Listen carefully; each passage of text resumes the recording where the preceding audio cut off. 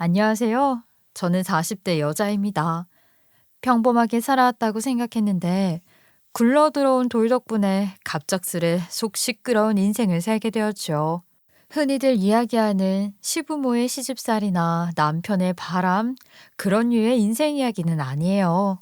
제가 속 시끄러운 인생을 살게 만든 굴러들어온 돌은 바로 저희 집 동서랍니다. 공부 외에 아무것도 해본 적 없어 사회성 떨어지는 사람들 주변에서 한 번쯤 보신 적 있으실 거예요. 비상식적인 판결을 내는 판사, 융통성 없이 정해진 일만 처리하려는 공무원, 남의 입장은 전혀 생각할 줄 모르는 그런 류의 인간이 바로 저희 동서였어요. 지금부터 아주 기상천외한 상식과 행동으로 저와 시댁 식구들의 속을 썩였던 동서 이야기를 들려드릴게요. 일단 저는 나이가 나이인 만큼 캐캐묵은 남아 선호 사상의 폐해를 고스란히 보여주는 삶을 살아왔어요. 남자아이만 대학 가면 된다는 부모 밑에서 자랐죠. 그래서 제 학력은 고졸이었어요. 고졸 학력으로 일반 회사에 입사해 쥐꼬리만한 월급으로 버텨왔죠. 그렇지만 이 나이까지 살아보니 학력이 인성을 증명해 주는 건 아니더라고요. 학력과 성적이 성실함을 평가할 수 있는 가장 쉬운 기준이라고는 하지만 인성과는 정말 아무 상관도 없는 것 같아요. 잘 배운 사람들은 인성도 좋던데 우리 동서는 전혀 아니었거든요. 저희 동서는 로스쿨을 나와 변호사라는 직업을 가지고 있었어요. 그런데 집안은 원래부터 잘 사는 집안이 아니라 좀 못 사는 편이라고 했죠. 그런 사실은 시동생을 통해서 알게 되었어요. 인사 오기 전에 저희 가족들끼리 모여 이야기하는 자리에서 본인 아내 될 사람 칭찬을 많이 했거든요. 우리 수연이 가정 형편이 조금 힘든 집에서 자랐더라고요. 그래도 학교 다닐 때부터 착실히 공부하고 전교권 성적이었대요. 전에 한번 놀러 갔었는데 그쪽 부모님께서 알려주시지 뭐예요? 어머어머, 엄청 기특하네요. 남들은 학원이네 가해네 다녀도 전교권 못 놀아서 부모 속 썩이고 그러던데 정말 성실했나 봐요. 그렇죠. 그래서 같은 반 친구들이 시샘도 많이 하고 그래서 학교 다닐 때 교우 관계는 그렇게 또 좋지 못했대요. 아이고, 어린애들이 원래 더 못되게 굴 때가 있다니까요. 근데도 어긋나지 않고 그 시기를 잘 지나왔나 봐요. 성격은 어때요? 그럼요. 그래도 엇나가지 않고 착실하게 공부해서 로스쿨까지 간 거 보면 진짜 대단해요. 저도 그렇게는 못했을 것 같아요. 성격은 뭐 똑부러지고 야무진 성격이에요. 어디 내놔도 손해보거나 바보처럼 당하고 오지는 않을 성격 같았어요. 그런 부분이 저랑 달라서 좀 멋있어 보였던 것 같아요. 잘 됐네요. 원래 부부가 서로 반대되는 사람들이면 서로 부족한 부분들 잘 챙겨주잖아요. 부모님께 효도도 하고 아주 기특한 친구네요. 시동생과 이야기하면서 상상해본 예비 동서의 이미지는 정말 야무닥지고 착실하고 성실하고 똑소리 나는 그런 이미지였어요. 그런데 실제로 예비 동서를 만나고 나니 시동생이 콩깍지가 단단히 신 모양이더라고요. 시동생이 이야기하는 그런 느낌의 사람은 전혀 아니라는 걸 첫 만남 때 바로 느꼈죠. 시동생과 예비동서가 각각 집안 부모님께 인사를 드리러 오면서 예비동서를 처음 만나게 되었어요. 그런데 그때부터 은근히 우리는 어떤 일 하는지 물어보더니 직업을 알고 난 이후부터 묘하게 말로 사람을 자꾸 무시하는 것 같더라고요.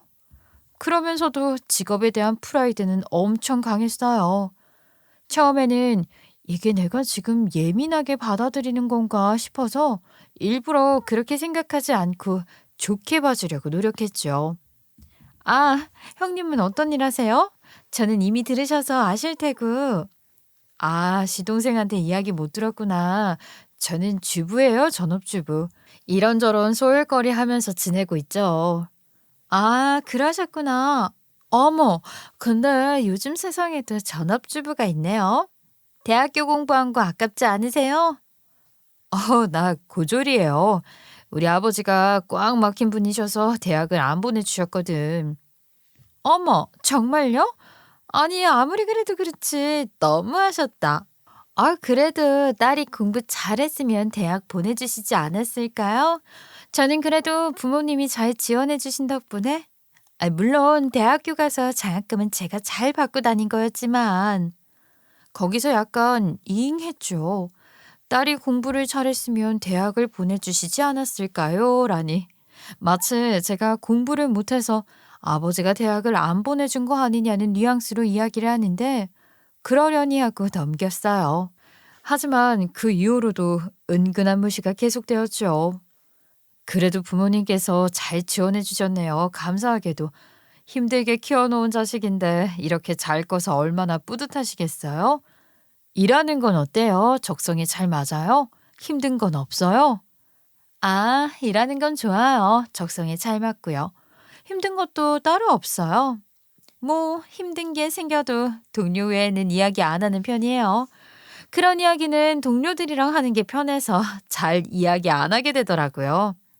전문 용어도 많고 어려운 말도 많이 써야 하다 보니까 일반 사람들이랑 이야기하면 이해도 잘 못하고 설명하다 하루가 다 가서 귀찮거든요. 수준이 맞아야 이야기를 해도 재미가 있죠. 오늘은 제가 그래도 좀 많이 풀어서 말씀드리고 있어요. 이해하기 어려우실까 봐. 완전히 저를 무시하기로 마음먹었던 모양이에요. 근데 좋은 날 시부모님도 다 계신 앞에서 제가 기분 나쁜 티 내어 무엇하나요? 참고 넘겼어요. 그런데 제가 참을 수 없었던 건 결혼한 후에 동서 태도였어요. 결혼 전에는 저만 스리슬쩍 무시하던 동서가 점점 과감하게 대놓고 무시를 하기 시작했어요. 나중에는 아나무인으로 행동하는 게 도를 넘어서 저희 시부모님한테까지 그러더라고요. 동서, 요번에 아버님 생신이잖아. 식당은 내가 우리 가족들 자주 가는 대로 예약해 둘 거거든? 그 주에 언제 시간 괜찮아? 형님, 다음 주 말씀하시는 거예요? 이게 일이라는 게 형님께서 오래 안 해보셔서 모르겠지만, 그렇게 딱 빼고 싶다고 빼지는 게 아니에요. 회사 일 마음대로 안 되는 거야, 알지? 그래서 미리 이야기하고 물어보는 거야. 우리 남편도 시동생도 전부 일하니까 그렇게까지 무리하게 모이려는 건 아니고 지금 다 같이 물어보면서 일정 맞추려고 하고 있거든. 아버님 생신 당일에 보는 것도 아니고 생신 앞뒤로 주말이나 괜찮을 것 같은 요일 있으면 함께 저녁 한 끼나 먹자는 거니까. 근데 형님, 제가 갑자기 없던 사건을 맡아서 바빠질 수도 있는 거고요. 그냥 일반 회사도 아니고 사람 운명을 책임지는 변호사라서요. 형님이 잘 모르셔서 그냥 일반 회사 생각하시고 쉽게 말씀하시는 것 같아요. 그냥 저희 남편이랑 형님 내외해서 식사하고 오세요. 일정을 한번 확인해 보겠다는 말도 아니고 달력을 한번 보지도 않고 딱 잘라버리더라고요. 동서 빼고 가면 시동생이 난감하지 않겠어? 시동생이랑 이야기해 본 거야? 일정이 정말 어렵고 안 될 수도 있지. 근데 너무 맞춰볼 노력도 없이 딱 잘라버리는 거 아니야? 형님 주변에 사짜 직업 가진 친구 없으시죠? 잘 몰라서 그러나 본데 변호사라는 게 원래 하루 종일 눈코 뜰 새 없이 바쁜 사람이고 귀한 몸이에요. 제 말 한마디에 사람 인생이 왔다 갔다 한다고요. 사람 운명을 책임지는 직업이라 돈도 어마어마하게 버는 거고요. 동서, 내가 지금 동서가 바쁘지 않다는 이야기를 하고 있는 게 아니잖아. 우리 다들 멀리 살아서 어머님, 아버님 생신 때 2번 모이고 설 추석 때 합치면 1년에 4번 정도밖에 볼 일이 없어. 그리고 동서 결혼하고 나서 첫 가족 행사라서 참석하는 게 좋을 것 같아서 먼저 물어본 거야. 동서 일정에 최대한 맞춰주려고. 형님, 무슨 말씀이신 줄은 알겠는데요. 제가 계속 이야기하잖아요. 제가 사람 인생이 달린 업무를 하고 있는 와중에 고작 그 가족 행사에 참여하라고 이렇게 길게 통화를 하셔야겠어요? 일단 저 너무 바쁘니까 끝나고 연락드릴게요. 전 집에서 가만히 있는 게 아니고 형님은 가만히 계셔도 일이 불어나지 않으시겠지만 저는 지금 형님이랑 통화하는 와중에도 일이 계속 들어오거든요. 와, 정말 화내지 않고 조곤조곤 이야기하는데 정말 화가 나더라고요. 말끝마다 제가 뭘 몰라서 그런다는 둥, 제 시간은 좀 하찮아도 본인 시간은 귀중하다는 마인드. 거기다가 이런 행사로 모이는 걸 굉장히 별거 아니고 하찮게 여기는데 그걸 숨기지 않고 전부 다 표현해버리니 저도 오기가 생겼어요. 하지만 동서를 붙잡고 더 길게 이야기해봤자 뭐가 안 되겠다 싶어 일단 알겠다며 통화를 끊었고 그날 저녁 남편한테 이야기를 했죠. 여보, 나 오늘 아버님 생신이라 식당 예약할 겸 하고 동서한테 일정 확인차 물어봤거든? 그래? 잘했네. 그래서 언제 된대? 나랑 동생 놈이야 뭐 이미 알고 있어서 언제라도 괜찮으니까 재수 씨 일정에 맞추지 뭐. 아니, 그게 아니라 못 온대. 그게 무슨 소리야? 못 온대? 아예?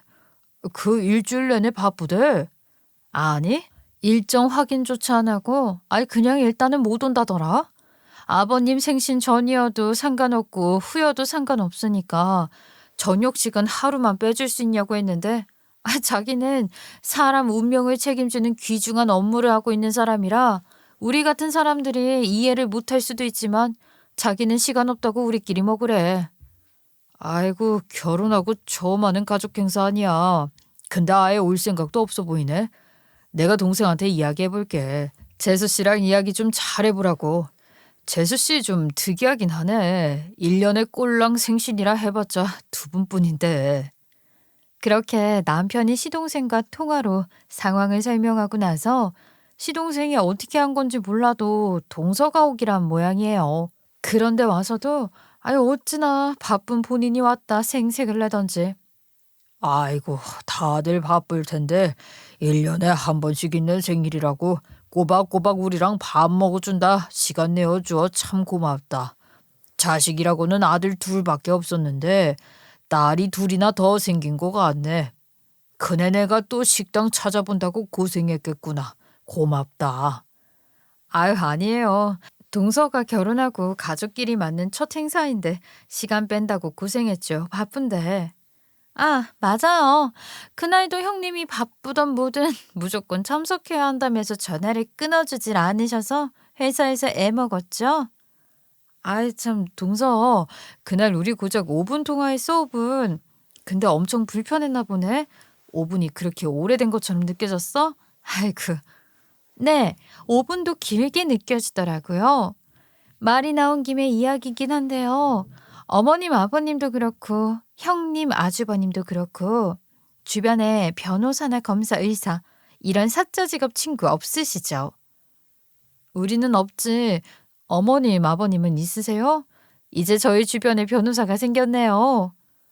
전화를 5분 한 것도 기분 나쁜 티를 팍팍 내더니 또 찝찝한 질문을 던지더군요. 뭐 그런 질문을 던지나. 그래도 이제 우리 집에 사자 하나 있으니 걱정 마시라. 생색이라도 내려고 이야기하나 보다 생각했어요. 그런데 그건 저희의 착각이었죠. 아, 그게 아니라요. 진짜 바빠요. 그냥 일반회사 다니는 사람들이 별로 바쁘지도 않으면서 바쁘다 바쁘다 하는 그런 거 말고요.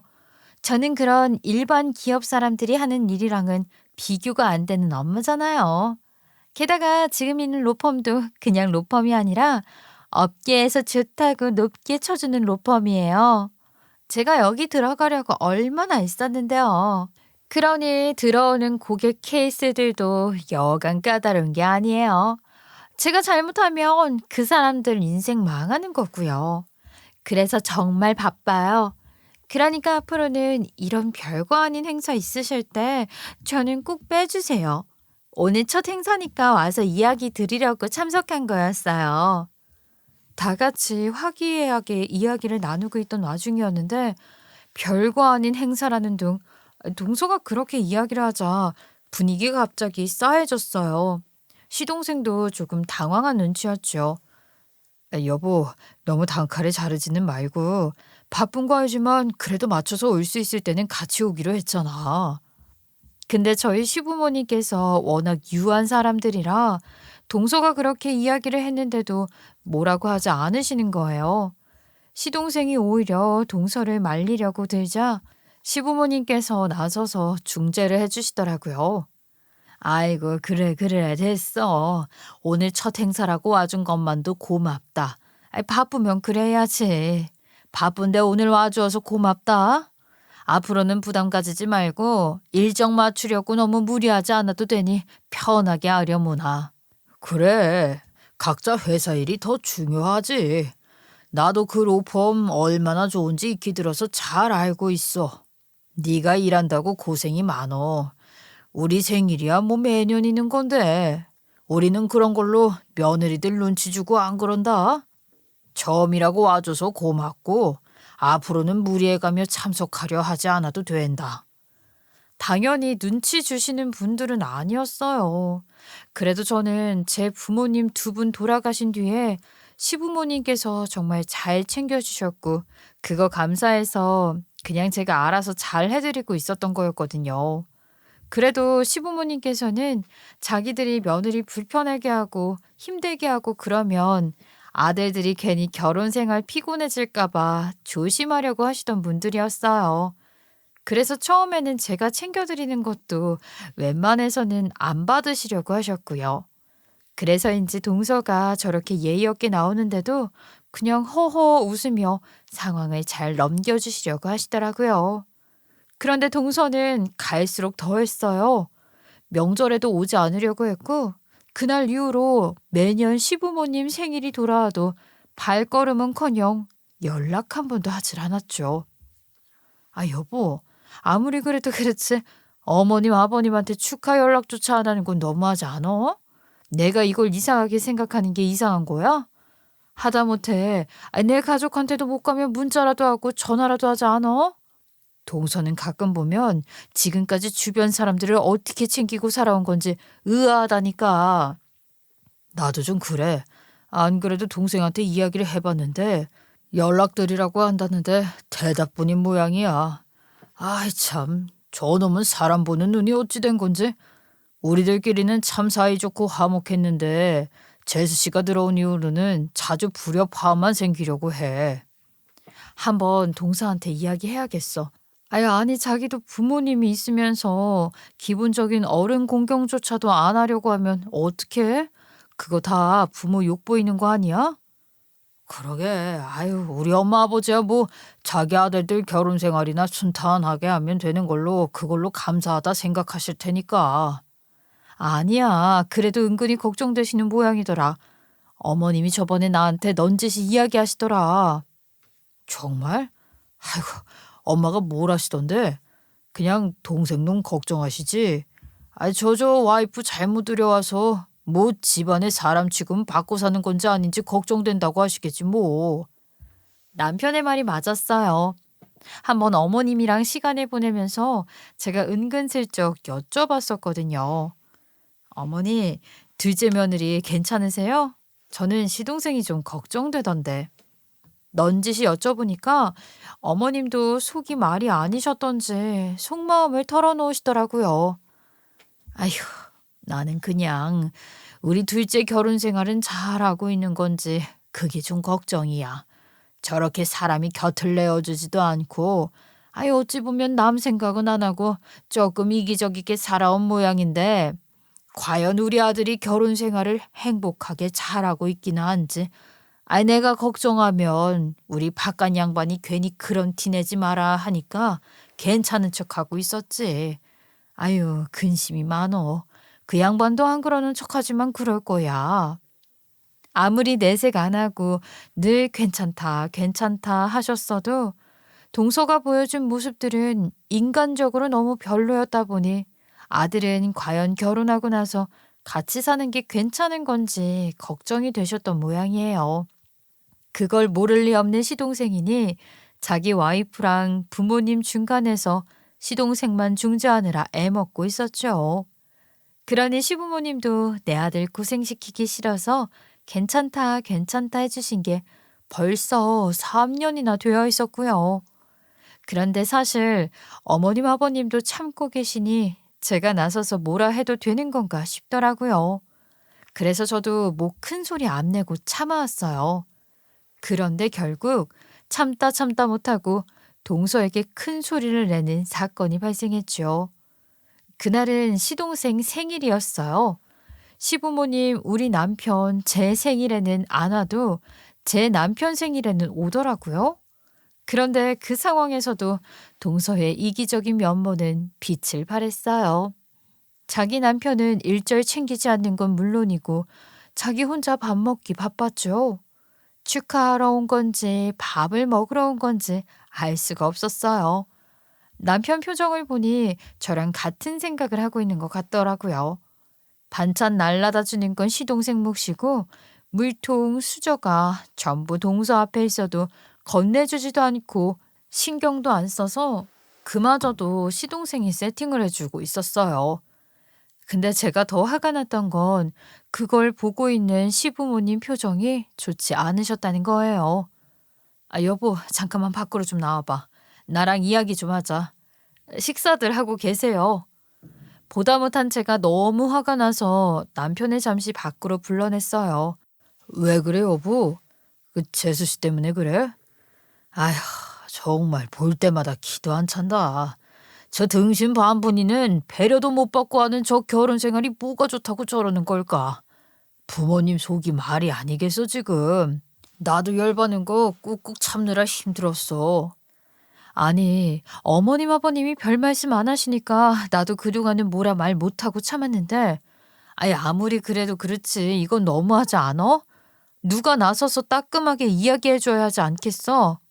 우리가 생일 다 챙기면서 명절까지 와서 전을 부치라 하는 것도 아니고 아니 1년에 어머님 아버님 2번 자기 남편 1번에서 1년에 3번 다 같이 모여 외식하는 게 전부잖아. 그치. 우리들 생일 때는 부르지도 않잖아. 그냥 가족들끼리 잘 모이지 못하니 생일에라도 만나서 얼굴 보고 안부 묻고 하자는 건데 아이 비용도 거의 엄마 아버지랑 우리가 내잖아. 그러니까. 아, 근데 처음 아버님 생신 때 와서도 그렇고, 마치 그 행사를 위해 모인 우리가 인생 낭비를 하고 있다는 식으로 이야기를 하잖아. 자기는 그런 하찮은 일에 신경 쓸 시간 없다고. 그래 놓고 오늘은 또 자기 혼자 열심히 밥 먹고 있는 꼴을 보니까 화가 나네? 진짜 오늘은 뭐라고 이야기를 좀 해야겠어. 그래. 우리 엄마 아버지 아마 말도 못 하실 거야. 우리가 이야기하자. 남편과 그렇게 이야기를 하고 나서는 그날 식사가 끝나고 헤어지는 길에 동서를 붙잡고 이야기를 하기로 했죠. 식사를 마치고 시부모님 먼저 들어가시는 거 배웅해드리고 동서를 불러 세웠어요. 동서, 집에 가기 전에 잠깐 이야기 좀 할까? 네, 이야기하세요. 또 뭐 때문에 그러세요? 저 가족 행사 시간 나는 것만 가겠다고 말씀 벌써 몇 번이나 드렸잖아요. 나는 이제 동서가 가족 행사를 뭘 오든 말든 신경 안 써. 근데 아무리 그래도 다 같이 식사하는 자리에서 서로 챙기기도 해야 하지 않아? 동서 회사 생활도 다 했으면서 어쩜 그래? 그게 또 무슨 말씀이세요, 형님? 내가 살다 신입으로 갓 사회 나온 막내한테나 할 법한 잔소리를 회사 생활하고 있는 동서한테 하게 될 줄은 몰랐는데 어쩜 밥 먹는 내내 본인 근처에 반찬이 있든 물통이 있든 수저가 있든 냅킨이 있든 신경도 안 쓰고 밥만 먹을 수가 있어. 그거 전부 시동생이 날라다 주고 있었던 거 알아? 형님, 지금 그거 되게 꼰대 같은 소리 아니세요? 누구든 필요한 사람이 가져가면 되죠. 그래, 당연히 필요한 사람이 가져가면 되지. 근데 본인은 필요한 거 직접 가져다 썼어? 죄다 남편 시켜서 가져오라 했지. 그러면서 본인은 정작 남들이 뭐 필요하다 하면 들리지도 않는 척 수저통이 동서 왼쪽 옆에 놓여 있었어. 근데 그걸 동서보다 멀리 있는 남편한테 챙겨다 주는 게 말이 돼? 본인은 남 시킬 거 다 시키면서 남들한텐 셀프로 하라고? 내로남불도 아니고 그게 뭐야? 그걸 보고 계시던 시부모님 표정은 봤어? 축하하려고 모인 자리에서 축하한다는 둥 가족에 대한 안부는 묻지도 않고 누가 보면 진짜 혼자 밥 먹으러 온 사람인 줄 알겠다. 우리랑 일행 아닌 줄 알겠어. 아, 형님, 제가 알아서 할게요. 신입도 아니고 저 신입 때도 그런 소리 안 들어봤어요. 아무도 저한테 그런 훈계한 적도 없고요. 좋게 이야기했는데도 그렇게 나오길래 저도 그때부터는 좋게 이야기를 안 했어요. 동서가 뭘 알아서 하고 있어? 명절에 전을 부치라 하기를 했어. 제사상을 차리기를 하기를 했어. 식사 한 번 하면서 서로 안부 묻는 거 1년에 몇 번 되지도 않는 행사잖아. 근데 그거 100번 양보해 못 올 수 있어. 또 그 가족 행사 이야기세요? 대체 왜 이렇게 가족 행사에 집착을 하세요? 제가 말씀드렸죠. 저 바쁜 사람이에요. 그런 하찮은 행사 따위에 쓸 시간이 없다고요. 일반회사 나부랭이 다니는 당신들이 뭘 안다고 나한테 이래라 저래라냐고. 아휴, 그때도 그렇고 지금도 이러네. 그 행사 못 오는 거 그럴 수 있다 쳐도 아니 시간 내서 가족들 보러 오는 행사를 너무 하찮은 행사라고 하면서 일반 회사 다니는 우리를 무슨 쓸모없는 일하는 사람들 취급하는 건 그건 너무 무례하지 않어? 어머님도 당신 아들 결혼 생활을 대체 잘하고 계신 건지 걱정되면서도 괜히 이래라 저래라 하는 걸까 봐 말도 못하고 마음속으로만 걱정하고 계시더라. 배울 만큼 배운 사람이 왜 이렇게 못 배운 사람처럼 행동을 하는 거야? 변호사 공부 말고는 아무것도 안 했어? 근데 동서가 갑자기 제 마지막 말에 찔리기라도 했는지 소리를 지르며 제 어깨를 밀치는 게 아니겠어요. 야, 나 거기 로펌 다니는 사람이야. 대학도 못 나온 꼴통 고졸 주제. 지금 누구한테 이래라 저래라 훈계질이야. 야? 아이고, 그래, 말 잘했다. 오죽하면 고졸인 내가 배울 것 다 배우고 대학 졸업장 있는 동서한테 예의 있게 좀 행동하라고 훈계를 하겠어?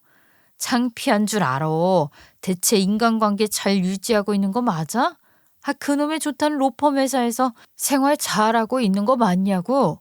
동서가 그 말을 듣더니 눈이 뒤집어져서는 제 머리채까지 잡더라고요. 시동생이 놀라서 동서를 뜯어말린 덕에 몇 가닥 뽑히지는 않았는데 아주 그날 보니까 인성이 개차반이 따로 없었어요. 무엇보다 법 공부 말고는 안 했냐? 인간관계 괜찮냐? 회사 생활 잘하고 있는 거 맞냐는 질문에 무슨 약점이라도 잡힌 듯 갑자기 발작을 하는 꼴을 보니까 전곡이 찔린 것 같더라고요. 시동생이 와 제게 대신 죄송하다 사과를 하길래 저는 시동생에게 이야기했어요. 부모님이 내색 안 하셔서 그렇지 지금 동서 때문에 결혼 생활 잘하고 있는 거 맞는지 최소한 배려는 받으면서 서로 챙기고 살고 있는 건 맞는지 걱정하신다고요. 저런 인간 뭐가 좋다고 그러는 건진 몰라도 제발 정신 차리라고까지 했어요. 보다 못한 남편도 역성을 들었고 시동생은 아무 말도 못한 채 동서를 데리고 돌아갔죠. 당연히 시부모님은 전혀 이런 사실을 모르셨어요. 저희도 따로 이야기 안 했고요. 그런데 그 소란이 있고 나서 얼마 뒤 동서가 로펌을 옮기게 되었어요. 시아버님이 이야기해 주셔서 알게 되었죠. 원래 있던 회사가 좋은 로펌이라고 자랑하면서 늘 저희를 무시하더니 무슨 이유에선지 로펌을 옮겼다고 하더라고요. 그런데 그 로펌은 저도 아주 잘 알고 있는 로펌이었어요. 그 로펌에서 곧 대표 선출이 있다는 것도 알고 있었고요. 마침 저도 일이 있어 그 로펌에 갈 일이 생겼는데 하필이면 동서도 그날이 첫 출근이었나 봐요. 사실 그 로펌의 대표 선출 행사 때문에 제가 간 거였거든요. 당연히 그 자리에 동서도 있었어요. 덕분에 동서의 회사 생활을 볼 수 있었죠. 그런데 아니나 다를까 다른 동료들과 어울리지 못하고 겉돌고만 있더라고요. 아무리 입사 첫날이라 해도 그렇지 같은 부서 사람들과 같이 있지도 않고 혼자 동떨어져 슬슬 눈치만 보며 물을 마시고 있는 걸 봤어요. 그런데 딱 들었던 생각이 안에서 새는 바가지 역시나 밖에서도 새는구나 였어요. 자자 여러분 잠시 주목해 주시길 바랍니다. 오늘 이 자리에 참석해 주셔서 다들 감사드리고요. 이제 행사를 시작할 예정이니 다들 자리에 앉아주세요. 저는 겉돌고 있는 동서와 멀리 떨어져 배정되어 있던 제 자리에 앉았고 행사가 시작이 되었어요. 이런저런 축하나 수상을 마치고 나서 마지막으로 대표 선출만이 남아 있었죠. 그리고 대망의 대표 선출 공식 발표 행사에서 대표로 호명된 사람은 바로 저였습니다. 처음에는 동서가 저인 줄 전혀 모르더라고요. 그럴 만도 했죠. 그러다 같은 부서 동료들과 함께 축하 인사하러 다가왔다 제 얼굴을 가까이에서 보고 나니 그제서야 저라는 걸 알아챘나 봐요. 동서 얼굴이 점점 볼썽사납게 일그러지는데 속으로 얼마나 고소했는지 몰라요. 형님, 지금 대표로 호명된 게 형님이라고요? 이게 지금 뭐가 어떻게 돌아가는 거죠? 어떻게 형님이? 믿을 수 없다는 듯 제게 되물으며 갑자기 공손해진 자세로 이게 어찌된 영문인지 묻더라고요. 여기 이직할 때 모르고 이직했어? 우리 아버님이 추천해줘서 들어온 거잖아. 여기 이전 대표님이 아버님 친구분이셨어. 그거 몰랐어? 아버님이 그런 말씀까지는 안 해주셨는데? 형님은 그럼 알고 계셨다는 거예요? 아니 근데 어떻게 형님같이 대학도 안 나온 사람이? 이전 대표님은 자식들이 이미 장성해서 다들 의사, 경찰로 일하고 있으니 물려받을 사람이 없었지. 그래서 새로운 투자자를 물색하고 계셨고 동서도 로펌에 있었으니 알 거 아니야. 투자자가 실세 1인자인 거. 아니 그건 알지만 형님이 무슨 돈이 있으셔서 투자를 해요. 번듯한 직업도 있으신 것도 아니고 돈도 안 벌고 계시잖아요. 그러게 이게 다 시부모님 덕분이지. 동서가 그렇게 관심도 없어하고 무시하기만 했던 우리 시부모님 말이야. 검소하게 사셔서 티가 안 나 그렇지 엘리트 출신에 모아둔 재산이 얼마나 많으신 줄 알아? 뭐라고요? 아니 형님 그런 거 알고 계셨으면서 저한테는 이야기도 안 해주신 거예요? 형님 혼자 잘 보여서 뭐 이득 보려고 하셨던 거죠? 그게 무슨 말이야? 이야기 들을 생각도 애초에 없었잖아. 그저 본인 잘난 거에 심취해서 상견례 때부터 나랑 우리 남편, 시부모님까지 전부 무시했던 거 내가 모를 줄 알았어? 대학도 안 나온 꼴통이라고 동서가 이야기했던 거 나는 똑똑히 기억하거든. 제가 또 언제 무시를 했다고 그러세요? 그래도 발뺌을 하네? 나한테는 대학도 안 나온 꼴통이라고 훈계하지 말라고 하고 시동생한테는 또 동서가 어떻게 했어? 자기 배우자한테 하는 걸 보면 알지. 시동생은 그렇게 동서 챙기는데 동서는 그저 받는 것에만 익숙해서 남 챙길 줄도 몰랐잖아. 사람 무시하고 어울릴 줄 모르는 사람들 특징이더라 그게. 아니 그래서요? 지금 제가 형님 무시했다고 제 남편을 살뜰히 안 챙겼다고 일부러 시부모님 재산 많다는 걸 안 알려주셨다 그거잖아요. 제가 사람 무시하고 어울릴 줄 모른다고요. 형님 저한테 무슨 열등감 있으세요? 제가 무시하니까 그게 그렇게 화가 나셨어요? 동서? 나는 처음부터 시부모님께서 가진 재산의 규모를 알았겠어. 나는 몰랐을 때도 시부모님한테 잘했어. 그걸 예쁘게 봐주셨던 거고 시동생이 동서한테는 부모님 재산에 대해 일절 이야기 안 해준 모양이네. 그래 이야기할 필요도 없다고 생각했겠지. 애초에 마음 터놓고 시부모님과 이야기해본 적이 없잖아. 그래서 지금 형님은 시부모님 돈으로 본인이 대표가 되었다는 거예요? 아니 돈으로 된 대표가 무슨 의미가 있죠? 회사 망하게 할 생각이냐고요? 나는 형님이 대표라는 거 인정 못해요. 동서, 뭘 모르는 소리를 하네. 시부모님이 아무리 나를 예뻐하신다 한들 재주도 없는 나를 이 자리에 앉으라고 투자금을 쥐어주셨겠어? 내가 아무리 고졸이어도 단 한 번도 가난하게 굶주리며 살아본 적 없는 사람이야. 그게 무슨 대체 고조령님이 무슨 재주가 있으신 건데요? 당연히 투자의 재주가 있지. 동서는 공부 아니면 잘하는 게 없나 봐. 근데 세상 사람들이 전부 공부만 잘한다고 성공하는 건 아니거든. 애초에 내가 전업주부로 살면서도 동서가 무시할 때 타격받지 않았던 건 내가 가진 다른 특기와 역량 때문이었어. 사실 저는 투자에 소질이 있었어요. 대학을 못 갔으니 학생 때부터 경제활동을 했지만 저는 그저 돈 버는 데만 급급했던 게 아니라 꾸준히 다른 공부를 해왔거든요. 주식이나 임장에 관심을 가졌었죠. 소소하게 시작했지만 수완이 좋은 편이었고 공부를 많이 하다 보니 먹고 사는데도 충분한 수입을 벌 수 있게 되더라고요. 부모님이 돌아가시기 전까지는 부모님 재산을 그렇게 불려드리곤 했고 나중에 결혼한 뒤로는 시부모님께서도 부탁하셔서 소소하지 않은 수익금을 가져다 드리곤 했어요. 그래서 저는 직업을 따로 가질 필요가 없었죠. 그걸 동서가 고졸의 직업도 변변찮다고 무시했던 건데 사실 상처도 안 받았어요. 저는 동서가 버는 월급 정도는 금방 벌 수 있는 저만의 능력이 있었으니까요. 그래서 여러 차례 저를 무시해도 열받는 것도 없었어요. 시부모님을 무시하고 시부모님을 걱정스럽게 하면서부터 제가 열받기 시작했던 거니까요. 그럼 지금 투자를 잘해서 대표가 되었다 이 얘기예요? 이거 비리 아니에요? 아니, 변호사 자격증도 없는데 왜 당신이 대표야? 전 대표님께서 인정하시고 나한테 넘겨주셨는데 이게 왜 비리야? 비리는 동서처럼 시아버지 백으로 낙하산 타고 내려오는 게 이런 게 비리 아니야? 나 다 들었어. 전에 있던 로펌에서 왜 이직했는지 말이야.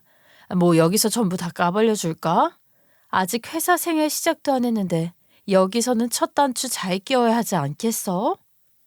나중에 알고 보니까 동서는 이전 회사에서도 약간 관심병사 같은 존재였던 모양이에요. 서로 소통도 안 되고 팀으로 일하면서도 독단적으로 행동하고 상사 말은 듣지도 않고요. 그러다 사건 하나에서 크게 사고를 쳤는데 그 이후로도 갱생의 여지가 보이지 않자 계약 해지당한 모양이었죠. 그걸 알게 된 시동생이 아버님께 부탁해 자리를 만들어 달라 한 거였고 동서는 그렇게 이 로펌에 들어온 거였어요. 오히려 저는 제 능력을 인정받고 이 자리에 앉게 된 거였어요.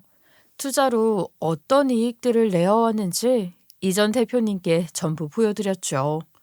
그러자 이전 대표님께서 그런 제 자질을 인정해 주신 거였고요.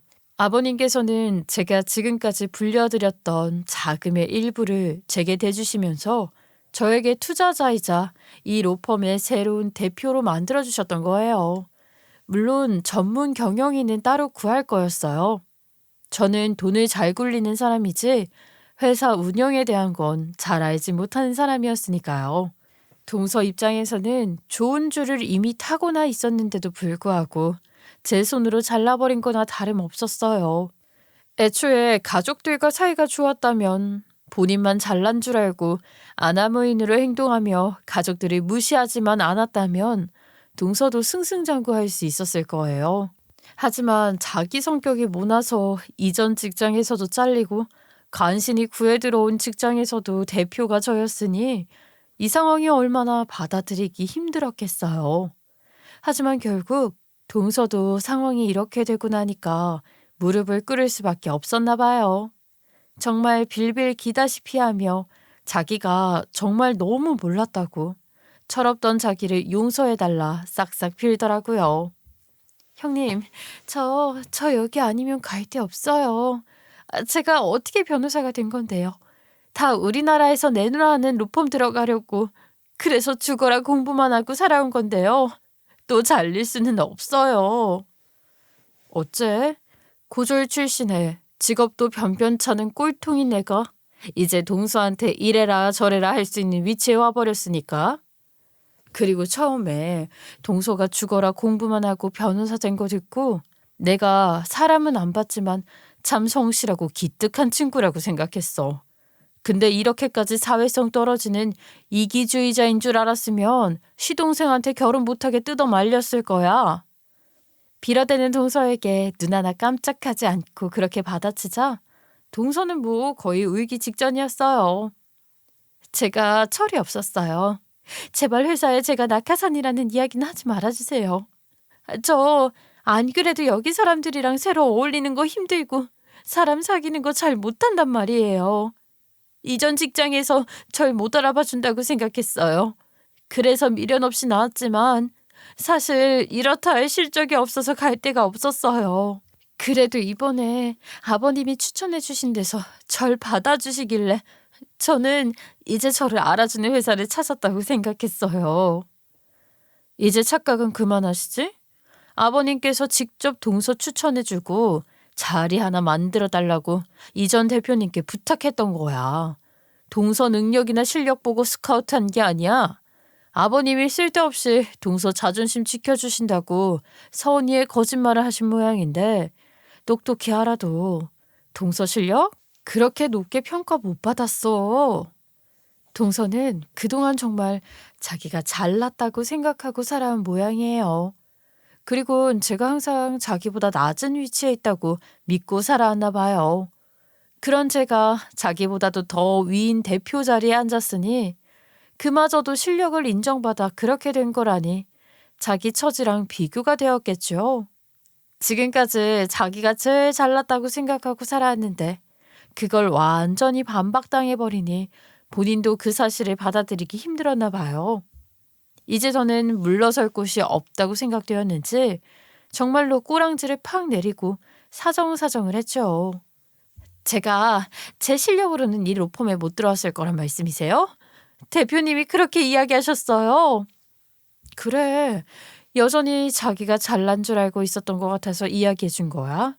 못 믿겠으면 지금이라도 이전 대표님과 통화하면서 들려줄까? 대표님께서 그러셨어. 아버님 봐서 동서 하나 드린다고. 아버님께서 지금까지 그런 류의 부탁 한 번 하신 적이 없었고 무엇보다 새로운 대표 자리에 적임자를 찾아줬으니까 그것에 대한 보답이라고 말이야. 동서는 쓸데없이 지키고 살던 자존심이 완전히 박살난 듯 보였죠. 하지만 그게 좀 필요해 보이더라고요. 사람이 자기 객관화를 하고 겸손하게 살아야 하는데 동서는 그게 전혀 안 되는 사람이었으니까요. 그 이후로 많이 배웠겠죠? 무엇보다 가불은 바뀌어 버렸어요. 물론 제가 갑자기 대표가 되었다고 동서한테 안 하던 갑질을 하지는 않았고요. 동서가 알아서 기었어요. 형님, 저 이번에 아버님 생신 갈 수 있어요. 제가 식당 예약할게요. 지금까지 식당 찾고 예약하시느라 힘드셨잖아요. 일하느라 바쁘지 않아? 내가 찾아도 되는데. 아버님 좋아하시는 스타일 잘 모르잖아. 아니에요. 이제부터라도 아버님 스타일 알아가면 되는 거죠. 형님이 알려주시면 제가 한번 찾아볼게요. 아무리 바빠도 커피 마시고 화장실 가고 밥 먹을 시간 다 있는걸요? 동서는 그렇게 제 눈치 살살 보면서 잘 보이려 했었어요. 굳이 말리진 않았어요. 그간 저희 시부모님 마음고생하신 거 생각하면 동서도 고생해봐야 공평하다고 생각했거든요. 그래서 오히려 시부모님이랑 시동생한테 잘하라는 식으로 갑질 아닌 갑질을 좀 했어요. 동서, 이번 아버님 생신을 식당에서 안 하려고. 동서도 아버님 덕 많이 봤잖아? 아버님 덕에 동서 능력에 안 맞는 로펌 들어갔으니 이제는 아버님한테 좀 갚아야 하지 않겠어? 아, 네? 아니, 식당에서 안 하시면 어디서 하시려고요? 동서가 직접 아버님 생신상 차려드리라고. 동서 여태 시집와서 동서 손으로 시댁 식구들 위해 음식 한번 제대로 해본 적 있어? 숟가락도 하나 안 놓고 되려 숟가락 갖다 달라고 했었잖아? 아니 형님, 제가 음식에는 영 소질이 없어요. 차라리 음식을 잘하고 비싼 곳에 가서 제가 맛있는 걸 사드리는 게 그게 더. 동서, 누가 돈이 없어서 그런 좋은 데 못 가는 줄 알아? 정성을 보이라고 정성을.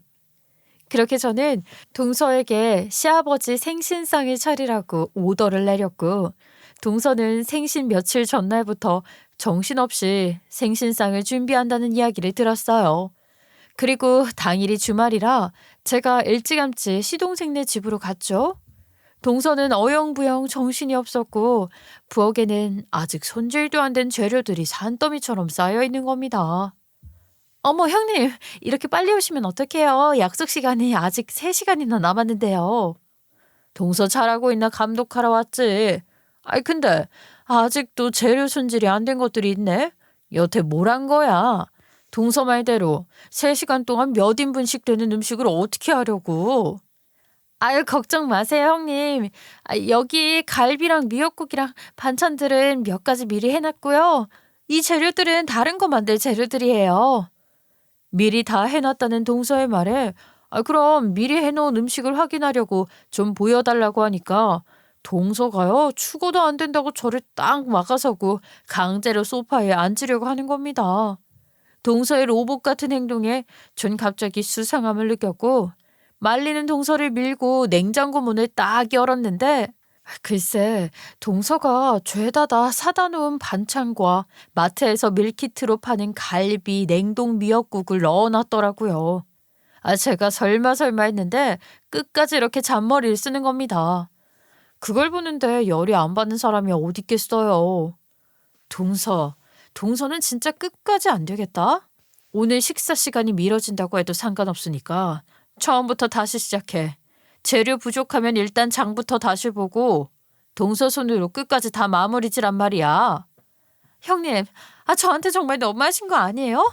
이것도 이혼 사유인 거 아시죠? 이혼 사유? 입 들렸다고 함부로 말하지 마. 동서야말로 그동안 시부모님한테 서방님한테 갑질한 거 그거 이혼 사유 되는 건 몰라서 그래. 이혼해봐 그럼. 우리 쪽에선 증인들이 더 넘쳐나는데 누가 더 불리할까? 그리고 이혼하면 동서 밥줄도 같이 끊기는 거야. 제 말에 고개를 팍 숙이며 지갑부터 챙겨 장을 다시 보러 나가더라고요. 혼자 장을 봐와서 낑낑거리며 인터넷이랑 너튜브를 보고 서툴게 하나씩 다시 시작을 하는데 저는 그런 동서 앞을 떡하니 저승사자처럼 지켜보고 잔소리도 무진장했습니다. 동서가 차린 생일상은 당연히 엉망진창이었고 저녁도 6시에 먹기로 한 거 거의 10시에 먹게 되었는데 저는 이렇게라도 동서의 못된 습관을 하나씩 벗겨내려고 하고 있는 중입니다. 형님, 저 이제 하나씩 배운다는 마음으로 열심히 할 테니까 저 좀 많이 알려주시고 가르쳐 주세요.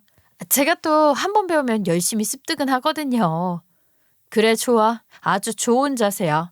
동서 혼자 잘났다고 하는 시대도 이제 끝이라고.